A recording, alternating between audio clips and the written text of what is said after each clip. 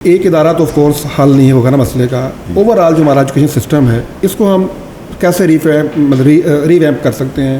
اس کو ہم کس طرح سے اس پہ ہم مطلب ایک ادارہ تو نہیں ہوگا, ہمیں اگر کوئی ادارہ ہو, کوئی آرگنائزیشن ہو, ملک ہو, ریاست ہو. میں تو اب ریاستی سطح کے اوپر بھی اداروں میں جاتا ہوں, عسکری اداروں میں بھی جاتا ہوں, ہر ادارے میں میرا جانا ہے.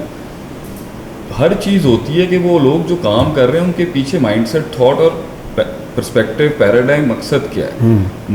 ہم اسپرچل لوگ ہیں سر. مسلمان ایک روحانی مخلوق ہے. صحیح. ہماری دنیاوی سارے اصول, ہماری مادہ پرستی, ہماری حیثیت, ہمارے جتنے بھی فزیولوجیکل ایسپیکٹس اور پیراڈائمس ہیں وہ روحانیت سے مافوق نہیں ہو سکتے.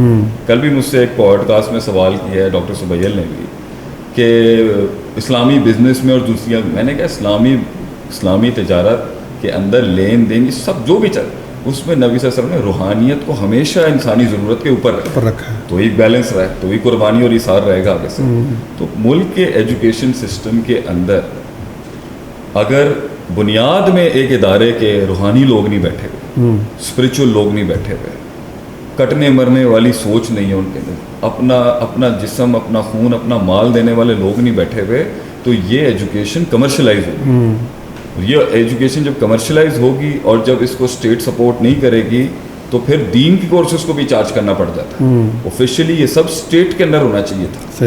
جو خلیفہ پہلے جو ہے وظیفے لگایا کرتے تھے ہر چیز کے, اور ایک تھنک ٹینک کا کام پیسے کی طرف توجہ نہیں ہوتی, ایک تھنک ٹینک کا کام علم دینا ہوتا ہے, بیلنسنگ کرنی ہوتی ہے, چیزوں کے اندر ہیجنگ کرنی ہوتی ہے, آگے سے اس کی گھاس کی ٹپس اور اس کی نوکیں اور جڑیں اس کی دیکھنی ہوتی ہیں. وہ پیسے کے اوپر نہیں, یہ اسٹیٹ کا کام. جب اسٹیٹ نے یہ ذمہ داری نہیں لی اور پرائیویٹ سیکٹر کو آگے آنا پڑا, اوبویسلی سر اگر آپ کے یہاں کسی سوسائٹی کے اندر پلاٹ مہنگا ہو رہا ہے تو سٹے باز وہاں بھی پہنچ جاتے ہیں. تو جب ایجوکیشن کے اندر بھی جو ہے نا پیسے بنانے کی باری آئی تو اوبویسلی کمرشل مائنڈ سیٹ آیا اس کے اندر. اور جب کمرشل مائنڈ سیٹ آیا اور جب پیسے کمانے کا مائنڈ سیٹ آیا, ایجوکیشن نہیں, تربیت کمپرومائز, لیڈرشپ کمپرومائز, لیڈرز بنانے والی سوچ کمپرومائز.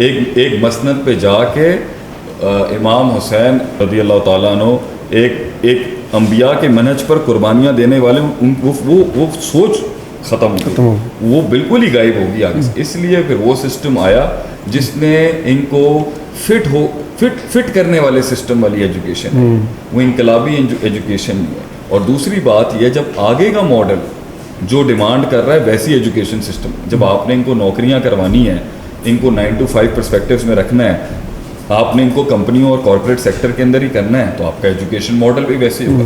اس کے ساتھ ایک سوال ہے آپ کا, آخری بات میں کروں گا فخر بھائی, جب آپ نے اسے امام بنانا ہے تو شیخ اس کا امام کا سلیبس اور ہوگا, امام کا سلیبس اور ایک نوکر کے سلیبس میں بہت فرق. میرا یہ سوال تھا کہ اس قوم کے اندر جو ہے وہ لیڈر کیسے پیدا کیے جائیں. یعنی جو دیکھیں, ما من مولود الا یولد علی الفطرہ, every child is born natural. Allah نے ہر انسان کو فطرت پہ پیدا کیا, اور فطرت میں کوئی انسان کبھی بھی فی نفس ہی کبھی بھی غلام نہیں تھا.